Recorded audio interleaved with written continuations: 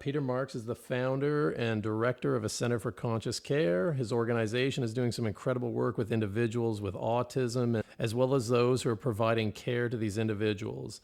I think the work that you are doing is fascinating, and I think you're a very passionate person in terms of this work. And thank you for taking the time to talk with us today. To begin, if someone were to ask you, who is Peter Marks, what would you say to them? Okay, who is Peter Marks? A pretty weird and wonderful background. Okay, sometimes I tell the story true story about 43 years ago now. I guess was the first time I'd done this, but there was a plane crash, and it was a Canadian jet fighter pilot, and the co-pilot got out okay, but the plane crashed over a couple of acres, and I was a part of the team that took all the rubble back to the lab and figured out why the engine had blown up the way it had. I was working at Arend Engines at the time in Malton. Went on to design DC-9s and DC-10s. So my early training was in metallurgical engineering and technology.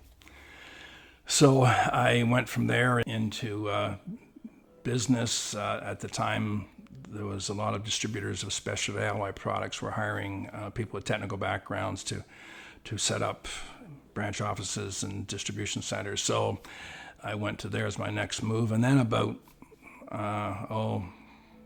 35 years ago, I started doing a lot of volunteering. Drugs that hit pretty heavy in Ontario at the time. So I started doing a lot of volunteering street work for the Addiction Research Foundation of Ontario.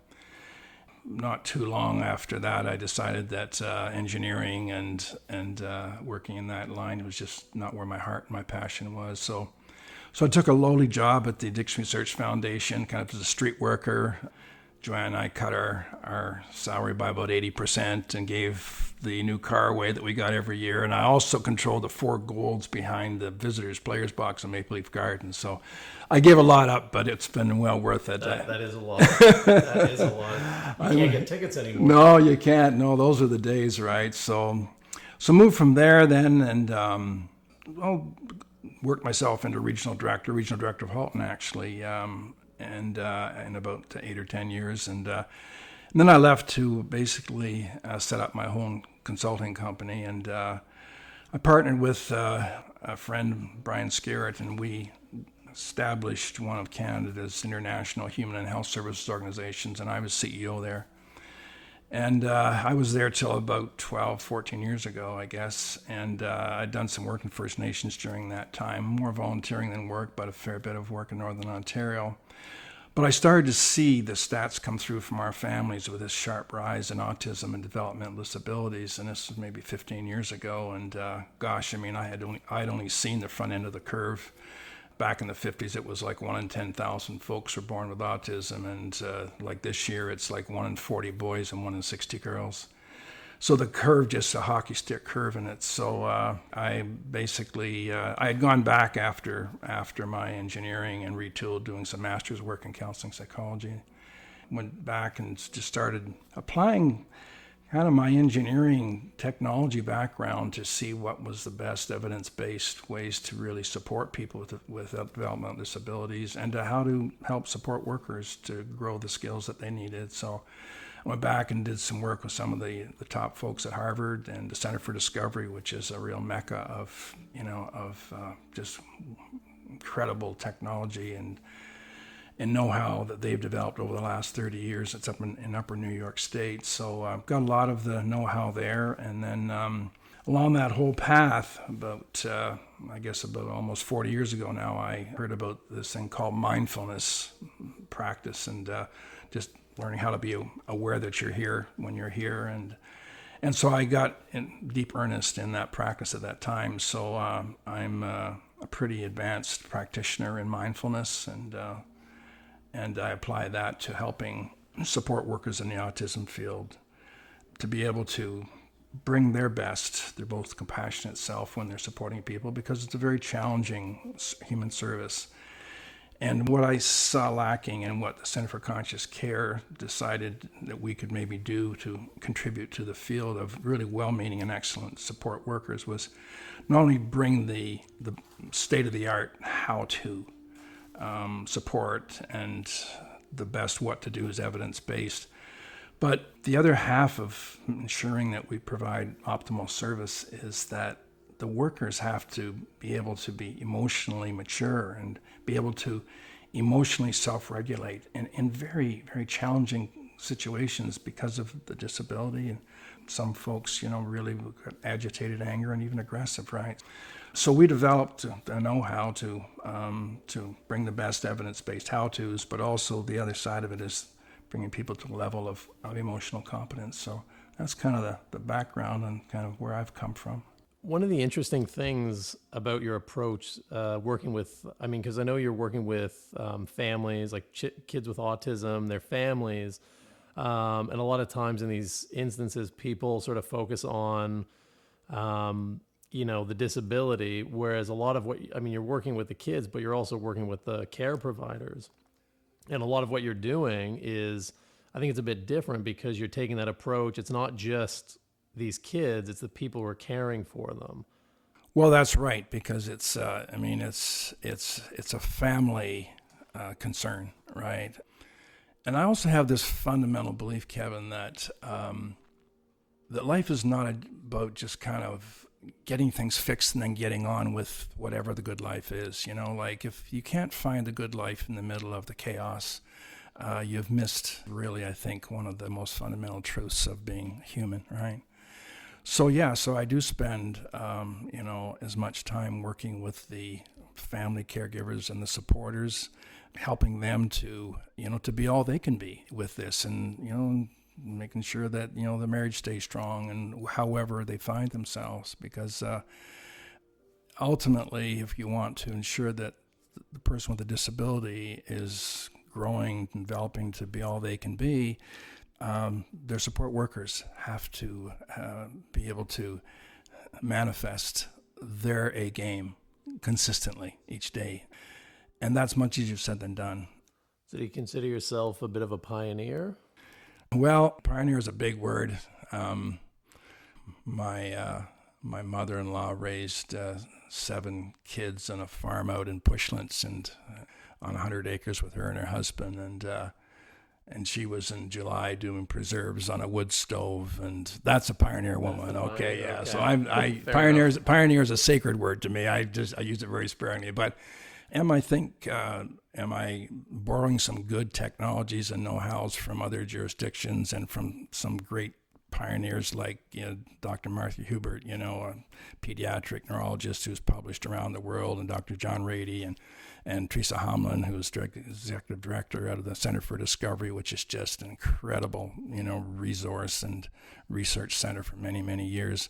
So I'm borrowing from them and then moving out into a community-based program. So in a way, there's certainly, I think, there's innovation here. Let's say I'm an innovator. Good to innovate. Can you just briefly describe what mindfulness is, just for maybe the average person who doesn't, people might be able to guess, but what is mindfulness in kind of layman's terms? Okay, so right now, continue to listen to my words, but be aware that you're doing that. So you're making sense of what I'm saying as best you can, but you've reserved some of your consciousness, some of your awareness to know that you're here doing that task. That's one of the little dimensions of mindfulness. It's actually about a third of what mindfulness is. So being aware that you're doing something that you're doing. The other dimension is I sometimes give people this little test. I say, write your signature for me. So they just lay it down and, I say, well, that's called being mindless. The way you just wrote your signature, just laid it down. You learned to do it decades ago. You can do it and you don't even think about it. That's being mindless. And that's the way a lot of people run their life, right? So what's the opposite? Well, the opposite would be to pick up your pen with your non-dominant hand and write your signature. You'll find that you're forced to pay attention. This is called beginner's mind. And it's that beginner's mind that is one of the other cornerstones of mindfulness. It's paying attention to what you're doing, right? When you're doing it. Most people once they've learned to do something, they're doing it, but their mind's someplace else. Like the way the average people drive their car. That's a totally mindless driving. They put the key in ignition, then they end up in the parking lot at work. Who drove the car? How'd they get there? And I say, if you're supporting someone with autism, who's supporting the person with autism when your mind's someplace else, right? And a lot of people, that's what they are. So that's 2 out of 3 dimensions of mindfulness. Now, I teach a particular kind of mindfulness that was pioneered by a genius, and his name is Shinzen Young. He's the senior Harvard consultant that I work with, and I've had the privilege of being with for many years. And he's developed, and I've modified it certainly for the people that I'm teaching, but he's designed a mindfulness process that works when you're in the marketplace on the hoof doing. People think, oh, mindfulness, yeah, you sit in a corner and you get quiet for 20 minutes and, and that's it. Then you go up and do your day. Well, no, that's just the calisthenics in the gym, kind of sitting quietly and learning and practicing it and developing the capacity for peace within, right? So we learn this thing called being mindful of what your body sensations are doing when you're in situations, what you're feeling at the time. And the fact that you're thinking, not the content, but the way or the form you're thinking. So we call it BFIT, body, feeling, and the 2 ways we think is image thinking and talk thinking. So in addition to knowing what I'm doing when I'm doing it, in addition to being aware that I'm doing it, I'm also aware of what BFIT is doing moment by moment. And so that's the basics of mindfulness. So in the moment, then we're present, right? We know when a situation has started to bring us into an emotional hijack, or started to get us frustrated, and you see it throughout the body. So that's one half is the skill of insight, to know that indeed you're in this moment, you're paying attention to it, and let's say the situation has started to get tense, like as in the case of, let's say, supporting someone with autism. So you're fully aware of that. So then we teach, in addition to the awareness of the insight that you're there, we teach what to do about it. And unlike Western psychology that teaches to reframe and rethink and, many ideas that Dr. Phil would have to offer, and it's all good stuff. But I find for most people who I'm working with in terms of supporting people throughout any human health services, that they need more. Because in the middle of an emotional hijack for a professional even, their upper brain goes offline. They're getting hijacked, frustrated, whatever. It's why you see so many health professionals with such poor, quote, bedside manners, they call it, because they're emotional hijacked and they don't know what to do about it. So with mindfulness, we learn to infuse this moment, these body sensations, and this awareness that we have with something called equanimity or subjective allowing inside. So out here, objective reality, we work passionately to change it. But no matter what's happening out in the quote, the real world, inside you hold a center of calm. And you do that through being aware of what you're doing in the moment and being aware what your body, feeling, and image talk is doing in the moment, and learning to infuse that process with this allowingness. So you're just not as driven by this brain that wants to keep us into the early reptilian, mammalian fight or flight or freeze, you transcend that. And obviously someone teaches mindfulness. I'm assuming you're a mindful person, but do you ever find yourself slipping out and becoming mindless? Oh, absolutely. This is not like a Wayne Gretzky or a Tiger Woods that pretty much, they don't miss the easy putts. The mind has been evolving for hundreds and hundreds of thousands of years, and it's designed to survive and reproduce. And in order to do that, it's kept us in the future and the past. Like the average person has 50,000 thoughts a day, and they're mostly in the future, this second and on. Is this a safe moment? Is this a safe moment to be in? Or the past? They go back and pick up data from their data banks and saying, yeah, this is a safe moment. So the mind's quickly going back and forth. Well, that's not the present moment. So what we practitioners in mindfulness, advocate is learning the skill of learning how to be present. But I don't know anyone that's ever going to be 24/7 present. And people think, oh, well, if you're present, how are you going to enjoy life? Well, and they say, well, I have to plan my day. How can I plan my day if I'm supposed to be present? Well, when you are planning, you know that you're planning. So you're still present with the planning process, right? But yes, let's put it this way. life, if you're leading a challenging life, if you're leading a life where you're hoping to make an impact in people's lives, in your own life, you're going to be out in front of the curve and out in front of the pack, and even out in front of your own skill set sometimes. And I work with a lot of people who are aggressive, and I block a fair number of punches a year, And in those moments, I try to stay as clean and as calm and as aware as possible. But sometimes, kind of your survivor brain will kick in and say, okay, I better kind of get out of this one. And you get pulled in, you catch yourself, and you go back at it, open mindfulness again, back and forth, back and forth. For me, Kevin, when I'm teaching my students, I say it's not so much that you fall out of being conscious. It's how quickly can you get back to being conscious.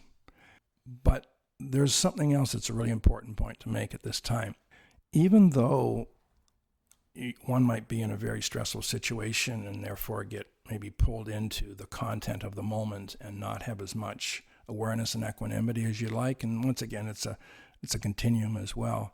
But the good news is this, that the more practice that you do, you develop an inner capacity to be equanimous and allowing, even when you're not fully mindful and conscious in that moment. There's this capabilities, which is a mindfulness skill set that you enact, kind of moment by moment. But there's also this capacity to be in the moment of very stressful situations, but to bring an allowingness with it, right?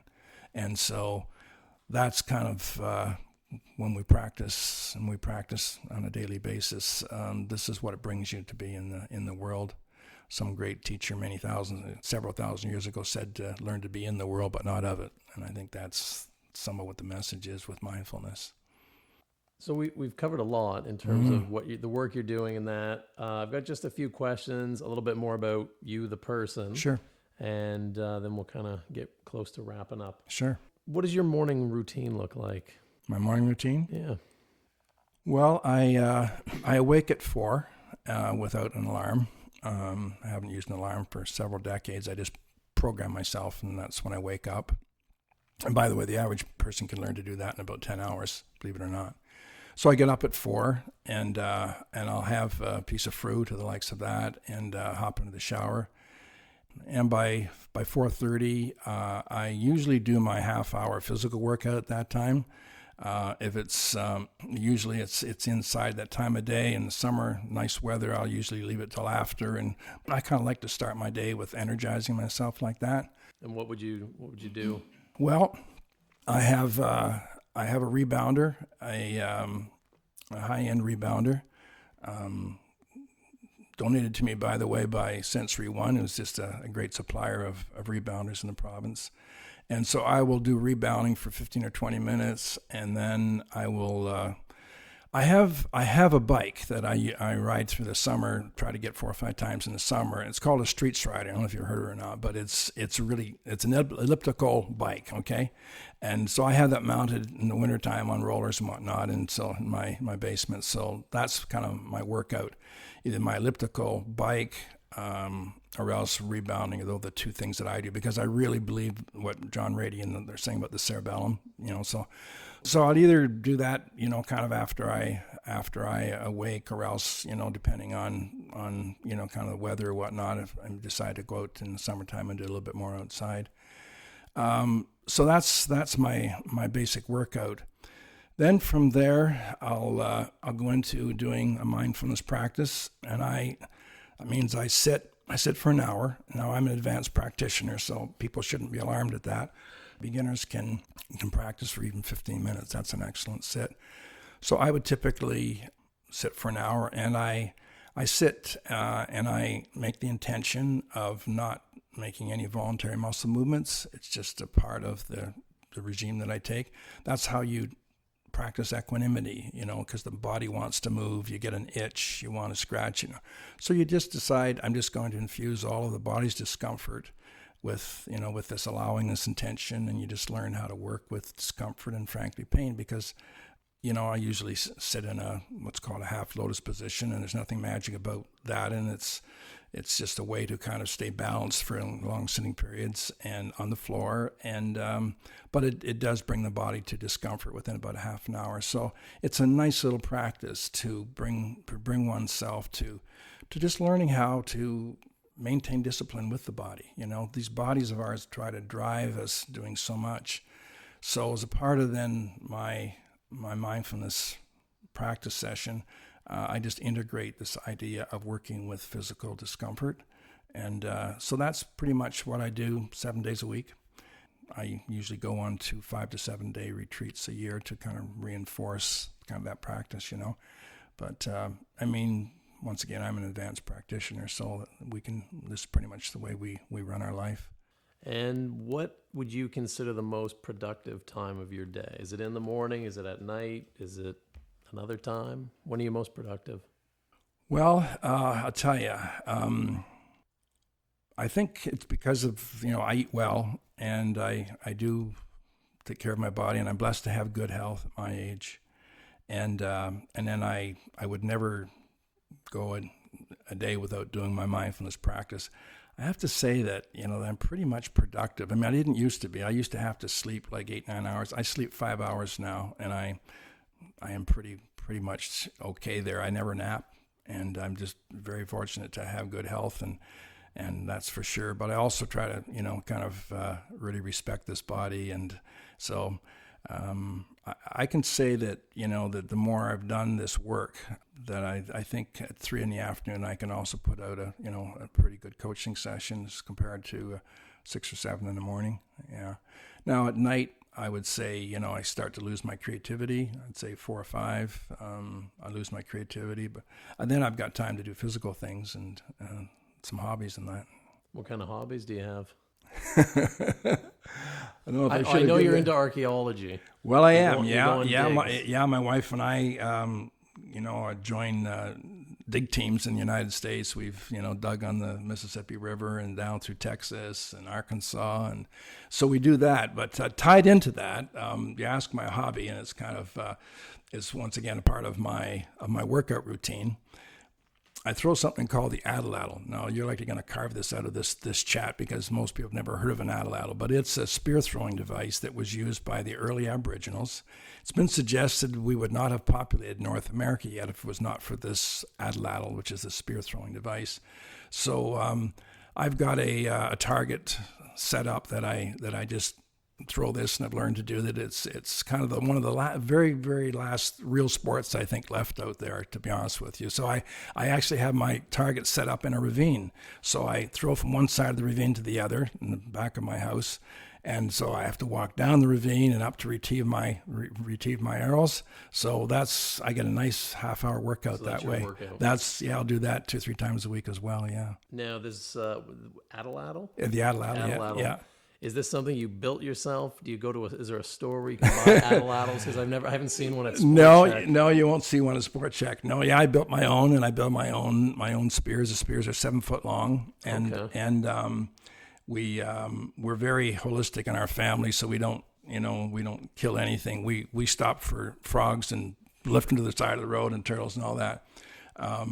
But we will go to rural farms who kill turkeys, so we'll ask if we can have some of their turkey feathers. So I actually fetch my own arrows as well. So that means you putting the actual feathers on so that they'll go, and then I kind of do it all. Are you a vegetarian? I was vegetarian for a couple of years. This is when I was about 47, 48, and that, along with a couple of other things I've been told by medical folks, contributed to a clinical depression that I went through at the time of the diagnosis of my twin sister's glioblastoma, brain cancer that took her life.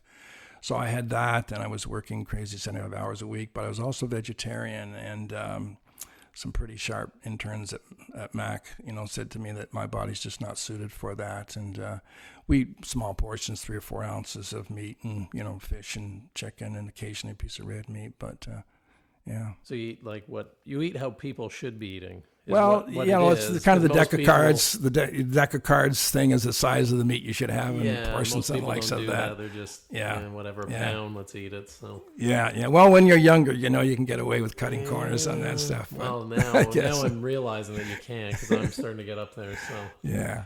what were some of your personal interests growing up? Like, were you all like obviously you had a career in engineering before you sort of left that and started on a new career path. Did you always see yourself as an engineer when you were younger, when you were growing up? No, I didn't. I really didn't. I was always very mechanical with my hands. I was not a good student. I struggled for everything I got, and but I was really good with my hands. My parents bought a place in Acton, Ontario, and it was the first general store in Acton, actually, and that's where I was raised. And at the back of that property was the old barn that held in the basement held the ice that they cut from Fairy Lake and the straw and all these provisions and whatnot. So when I was between grades 7 and 8, I actually took the top off that barn all by myself and built my kind of a two-car garage for my parents. So I was early on. I was skilled with my hands, and so. Even my schooling, I got night school later. I was not a good student at all. But as I see so many people, I think fairly intelligent, but not suiting into the kind of lot of the ways that the schools taught right now. Traditional academic bookworm. Yeah, exactly. Yeah, and that's I think for a lot of people, I was the same. I mean, I did okay in high school and university, but I don't think I was geared towards being in university studying. I much prefer doing things with my hands, building, creating. That's what I like to do. Yeah. So I got the bare minimum in terms of that. And then when I get into, kind of technology, it's in the jet aircraft industry. That really suited me for a while because it was really a lot of hands-on, a lot of quality control, was flying down into the United States and checking out, plane component parts and all that. So it was there. But I fairly quickly, I was really, I came from a home where we had one of the main grocery stores in town, and I swear my parents gave away more food to homeless and poverty families than they sold. And I was schooled very early from my parents in this is about a giving life, So there was always a part of me that was, destined, I think, to be in the human services and healthcare field and do the best. So you'd attribute that to your parents, your upbringing? Oh, yeah. And I would come home like in grade 5 with my bike and my big black car in the front of my bike and delivering groceries to numerous places in Acton where they didn't have floors. They lived in garages without, just dirt floors, and Christmas time, there's always, we just emptied our shelves and gave it away. And I did a lot of that delivering to people, to help out my folks. So I saw pretty early what poverty was about, and watched my dad catch shoplifters coming in the grocery store and saying, "Hey, you never have to steal from me. Just come and ask me for it."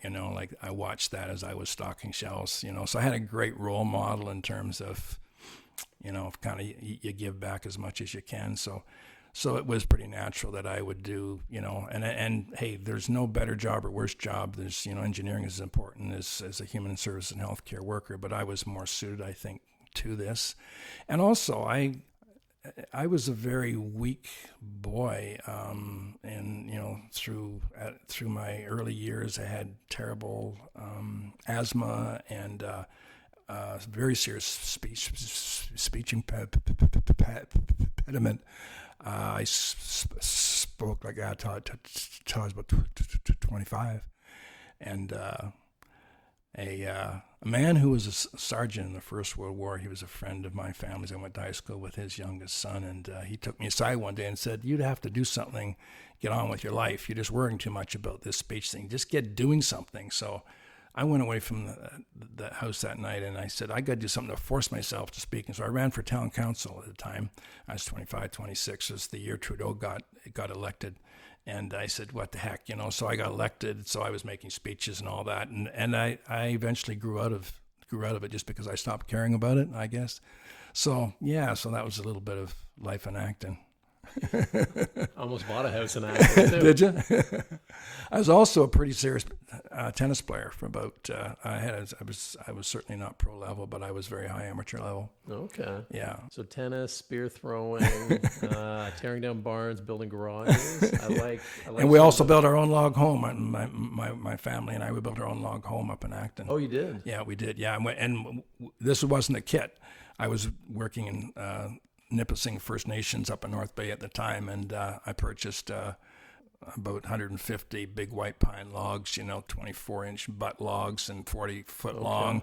Had them brought down on 2 big tractor-trailer loads on Valentine's Day, and Joanne turned to me and said, "That's your Valentine's present, and that's mine." So, and then from there we went and built our own log house. How long did that take? Well, we had a well over a year, I guess. And there's a satisfaction in that. Well, there is, yeah. Just doing kinda, it. And yeah. The satisfaction Oh, you yeah, get it's great. from like creating something from Yeah, nothing yeah, is. Yeah, and there isn't much we're greater. losing a lot of that too. I mean, people are so stuck on their devices, and they're just not doing hands work much anymore, except for the device. 2 more things Yeah. quickly, and I just want to ask a couple little short questions. So you sort of establish your values growing up with your parents and that upbringing. Right. Aside from your parents, do you have any professional influences, like people that you would credit with? And it could be going back to when you were engineering, could be now. Right. Like, who would you credit as being a professional Right. influence, or someone other than your parents as being Yeah, an yeah. influence? Well, I guess I would, without a doubt, have to say my mindfulness coach, Shinzen Young, who has been, really coaching me for about 25 years now. I mean, I've had a lot of great teachers in mindfulness, likely 10 or 12 of the top teachers that have, come to North America and live in North America. But I would say Shinzen has really been an incredible influence because he really walks the talk. I mean, he's made incredible sacrifices, and he just works tirelessly, just helping people through learning to do it. Helps a lot of people with death and dying and with this. So he's a great role model because he's just so disciplined, and he just really does it, That to me is one of the biggest things that we're missing in terms of our culture today. Like the icons are, they're just few and far between. And if there may be sports, and I'm an avid sports person. I played a pretty good game of hockey and all that. But when we look at the kind of the Mother Teresa's, the Martin Luther Kings, the kind of the folks that everyone can say, yeah, like they really must have had to make a lot of sacrifices and put a lot of discipline and effort into doing it. Those kinds of role models are just fewer and fewer and fewer, I have a feeling they'd be appalled if they were alive and could see who the role models are today. Yeah, exactly. I completely agree with that. There's some very and it's a great loss. I mean, like we look at these kids, looking out today, and I mean, my grandchildren are doing their projects on Martin Luther King and Mother Teresa. Like, why is that? It's because, there's no one came along in 2005 and 10 that really, met that level. And, and that's sad. But I would say that certainly Shinzen has been a significant influence on me. And my lady of 52 years now, high school sweethearts, and Joanne is just, she walks the talk as well. So I've been very, very blessed to have that partner through my life, I'll tell you. Couple of quick rapid fire questions. Yeah. So just if you can try and answer these, as short as possible. Yeah. Favorite movie or favorite TV show you might be watching right now? Favorite TV? I don't watch much TV, and I never read a newspaper. No. So that's. But if I could dial into a PBS, the last one I looked at, and was only a couple of months ago. David Eagleman did a PBS on the brain. I'm just fascinated by the brain and what we're finding out about it. So you can't get enough of it. I can't get enough of it. So I would say, the brain, David Eagleman, is an incredible six-part series. If you could travel back in time and meet with your 20-year-old self, what Yes. advice would you give to them? Not be as serious as I was in those days. I would, Yeah, I would say, because those are the days of my serious, just so insecure due to my speech impediment. I was always trying to get ahead so I wouldn't be caught type thing, really, really concerned about what people would think, all coming from this little boy that was just struggling, to have any identity and confidence. And so I'd say, Peter, lighten up. Lighten up. Even if the speech impediment doesn't go away, lighten up. What is one thing people might be surprised to learn about you? Well, I think they'd be surprised that with my hobby in throwing the ladle, that's like something that would pretty be surprising. Something they would be surprised at. I guess the number one would be that I'm a real introvert. Because of my career, I mean, I've trained 1,000 people at once, and training is what I do, and coaching and the likes of that. And so people would think, gee, you must be really extrovert. But no, my well gets filled just one-on-one and being with my family. That's pretty much the way we really renew ourselves as compared to, parties and a lot of things like that. Mm-hmm. There's, nothing wrong with any of that. It's just that we're really, I'm quite a close-knit family. Yeah, and I'm quite an introvert, yeah. Favorite travel destination? Favorite travel destination? Well, people say, is this on your bucket list? And I say, yeah, it's not. I have to say, I'm going to give you my nerdy answer, and then I'll give you a kind of one. But my nerdy answer is I want to go deeper in my own mind and heart. There is literally, just from what I've experienced in terms of my mindfulness practice, there is literally a galaxy in there that I haven't yet explored, and I think I've gone through a few little Star Trekkie inside my own head, as I am a Trekkie, discovering what this being human is all about, and what I think our potential is about to some extent. So my first travel destination is to get more time to go deeper and to really understand that, and then hopefully to manifest that out in my life, to be more compassionate with other people, because that's always the beautiful spin-off when you really do your deep inner work, right? If I had a physical destination, I would really like to experience those caves in southern France that were painted by our ancestors 40,000 years ago, when they came out and went west and got stopped by the Atlantic Ocean. They hung out for about 10,000 years and painted these incredible paintings inside these caves. So you haven't been, but you want to go? Yeah, that would be one. If I was going to do one, that'll be on the list, yeah. If you could have a billboard anywhere and it could say anything, where would it be and what would it say? Well, it would absolutely say "Be Here Now," and it would be pretty much any place that you would get, kind of driving into a Toronto or whatever. Okay. Max exposure.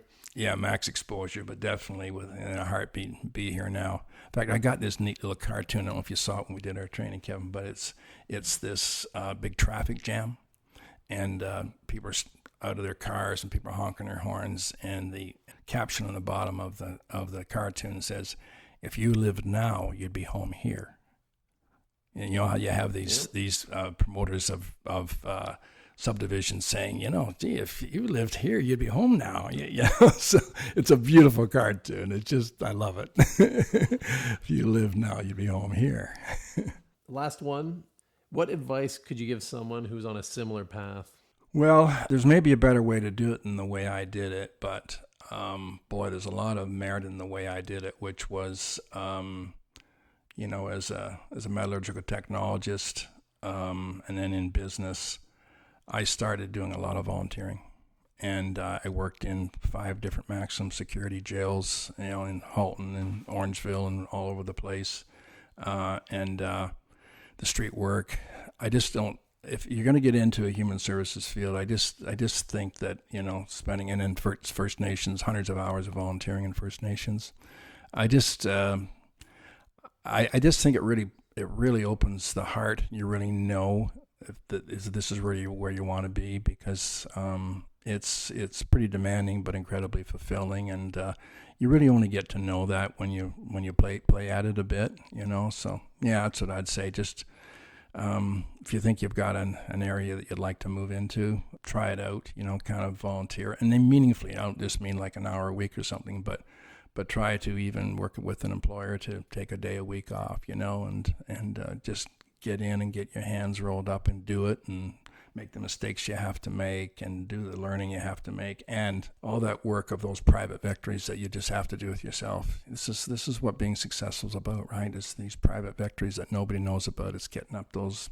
extra hours in the morning and doing your mindfulness, doing your workout, pushing back from the table when you want to have that second piece of pie. I mean, it's the private victories that make the difference. And I say to anybody, no matter what your career, or no matter what you're looking at, make sure you keep your private victories. I say to my students, if you can't lay in your bed at night, look up at that ceiling before you fall asleep and say, here's 10 areas where I sacrificed today, either in what my body wanted to do that wasn't appropriate, or what, speech I held back on because it wasn't truthful, useful, kindly, or timely, or just, kind of going the extra mile for someone.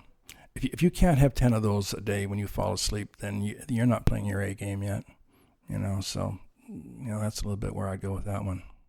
Where could people connect with you or find you on the internet?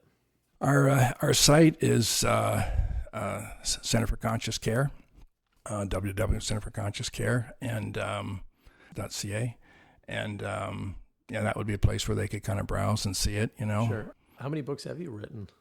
Just the one, Just the one? Conscious Care and Support, and the Conscious Classrooms version of it as well. Okay. I've got many different starts on different projects, but they'll likely just my kids will be the only ones that'll be interested in them. Sure. I'm thinking, but I'm sure people will be interested. Well, thank you very much for Kevin. taking the time. Thanks for being on the show. Hey, it's great hanging out with you, man. It's been great. Thank you very much. Appreciate it.